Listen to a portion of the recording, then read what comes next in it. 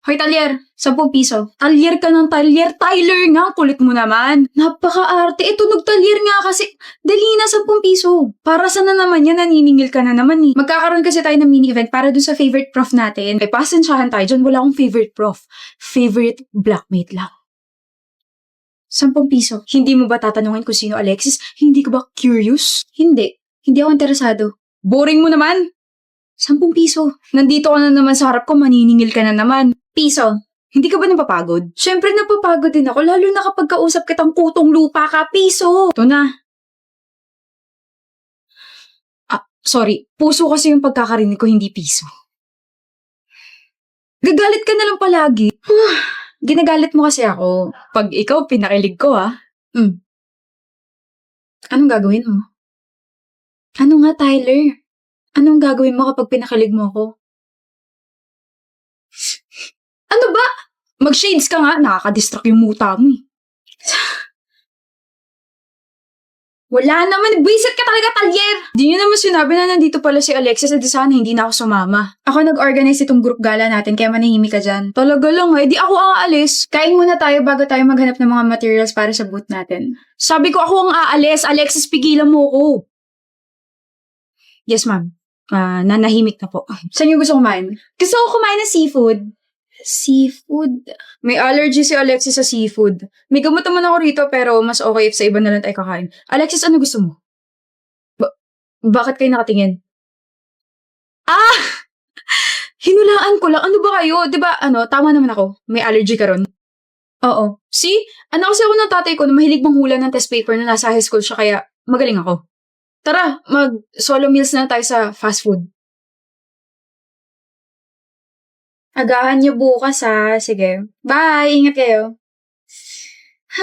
Naulan pala. Ano yan? Hoy, Talyer! Ano kinukuha mo dyan sa bag ko? Mangungopia ka ng assignment, no? May assignment ba? Payong? Bakit may payong dito sa bag ko? Wala naman akong nilagay. Sa'yo ito galing? Baka magkasakit ka, bukas pa naman yung first day ng fair sa'yo ko may umaasa, di ba? Pag umabsent ka, paano na lang kami? Paano ka? May extra ka ba? Wala, pero okay lang ka ba? Hindi ka pwede maulanan kasi sakitin ka, di ba? Maambunan ka nga lang, sinisinat tsaka sinisipon ka ni. Alexis, hindi pwede mangyari yun. Tsaka, props lang naman ako bukas, hindi naman ako importante. Same subdivision lang naman tayo, di ba? Sabay na tayo umuwi. Mauuna muna tayo sa bahay namin, tapos uwi mo na tong payong mo. Sabay tayo sa iisang payong? Bakit? Di ka sanay? Tara na. Alis na ako, Alexis. Nabasa ka.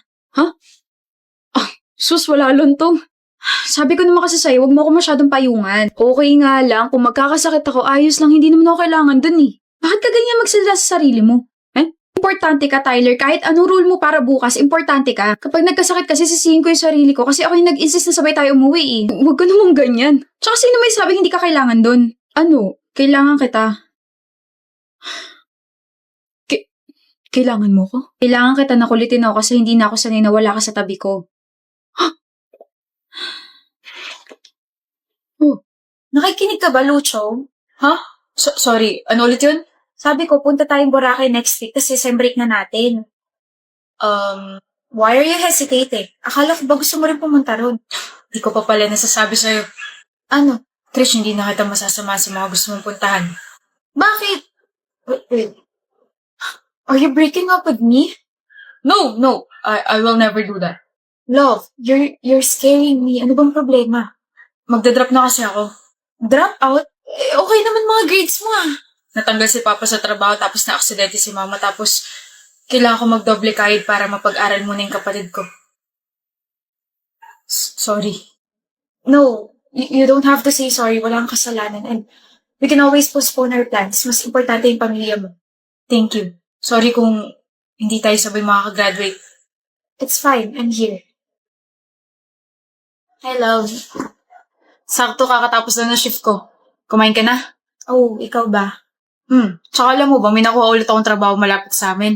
3 na trabaho mo? Nagpapahinga ka pa ba? Isa-isa lang at baka mapano ka. Putla mo no. Kailangan Uunahin ko muna yung bill ni Mama kasi palaki na ng palaki. Please take a rest and don't skip meals, okay? Baka masanay akong palagi mo kung dinadalaw dito sa trabaho ko, ha? I just wanna deliver some good news. Ano yun? Enrolled ka na? Discharge na si tita sa ospital. Huh? Bayad na yung bill niya. Paano? I paid for it. Galing sa ipon ko. Krish! And also here. Ano to? Enrolled ka na for the second sem. Pumasok ka next week, ha? 1 year na lang naman gagraduate na tayo, eh. Ako na magbabayad dun. Krish, bakit? I'm now working sa family business namin. Double shift. Sinasweldahan ako ron. Kaya, please, let me help you, love. Babayaran kita. No, I won't let you do that. Kung babayaran mo ako sa kapatid mo na lang. I told you I'm still here, diba?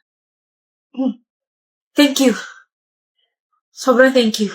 Now, quit your 2 other jobs and take a proper rest para magka-energy kang mag-aral ulit.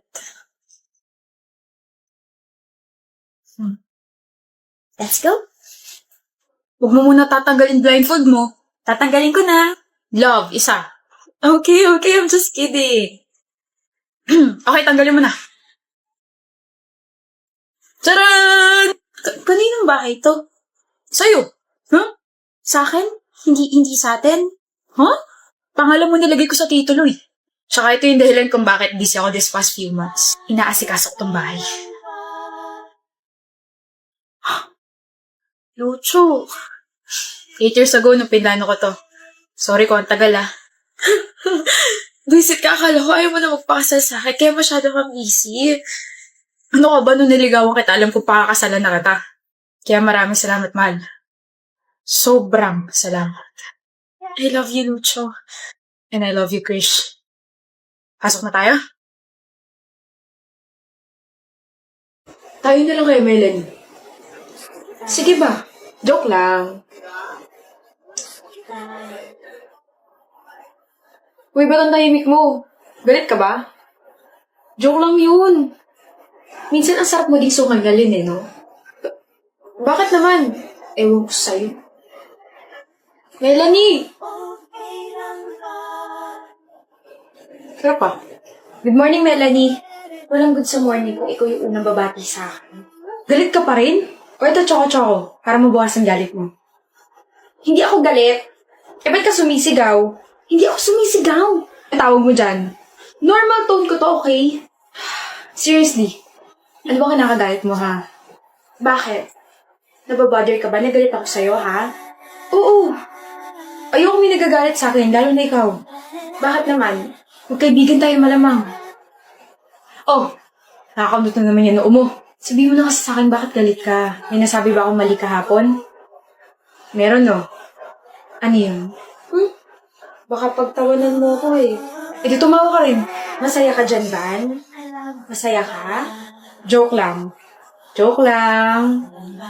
Huwag mo na ulit ako bibiruin na tayo na lang kaya, Melanie. Kung wala kang balak panagutan yung feelings ko. Ang dating kasi sa akin nun, paasa ka. Sorry. Sorry? Sorry kasi you're rejecting me? Sorry kasi I made you confused. Ha? Sa totoo lang, humahanap ako ng tamang tiyempo para umamin sa'yo. Gusto mo ako? Pangit kasi ng timing kahapon. Naglalandian sa harap natin sila Amora at Alfonso, tapos makikisabay tayo. Hindi ganun ang banding, Melanie. Baka sa atin sila kiligin. Sira ulo. Sira na ulo ko, pero yung puso ko buong buo para sa'yo. Ang corny mo. Huwag ka na magalit, ha? Usap na lang tayo mamaya. Talagang mamaya na kayo mag-uusap dahil nandito na ako. Proof! Proof! Gusto niyo po? Choco-choco. Sit down. Okay po, noted. Okay po, noted. Aga-aga naglalandian. Wala tayong i-discuss ngayong araw dahil nauuna pala tayo sa lesson plan. Ano? Eh di mo magdadaldalan lang tayo dito. Pwede rin naman tayo magtitigan. Si ma'am, ang corny. Ay, mukha ba ako na-joke? Anyway, ako'y natutuwa mag-ship ng aking mga estudyante. Meron sa kabilang section, 2 students, ayun, nagkakamabutihan na dahil sa akin. Mga tayo nga rito, ano? Sino dito walang jowa? Akong bahala sa inyo. Ma'am, si Janine daw po hanapan nyo. Ma'am, hindi po. Baliw ka talaga. Sus, nahiya ka pa. Sandali. Ah, Janine. Bagay kayo nito si Cedric. Ay, ma'am, hindi na po available yun si Cedric. May girlfriend na po yan. Ay, wala akong pake. Joke. Sino naman? Si Nami po. Talaga ba, Nami? Yes po, ma'am. Hindi kayo bagay. Joke lang. Gano'n na kayo katagal? Si Ma'am o chismosa? 3 months po. Bago pa lang pala, pwede pa mag-break. Ay, Janine at Cedric, pwede pa kayo. Oo.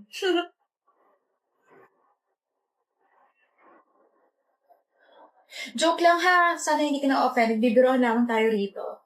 Kahit naman po sabihin kong na-offend ako, hindi pa rin naman kayo titigil sa pagbibiro eh. You saying something, Miss Nami? Wala po, ma'am. Si Nami galit na. Akala ko may sinasabi ka. Ma-offend na sana dapat ako. Kapag sa bibig niyo galing, okay lang. Kapag sa amin, hindi po pwede. Miss Nami? Nami, tama na. Sir lang po ako. Nakakasuffocate po dito eh. Mga kabataan nga naman talaga ngayon, no? Masyadong sensitive. Yes, Mr. Cedric. Mrs. Cordova. Jokes are supposed to be funny and not offensive. Mas ma-appreciate ko po if re-respetuhin niyo yung relasyon namin ni Nami. Yun lang po. Sana po hindi kayo na-offense sa sinabi ko.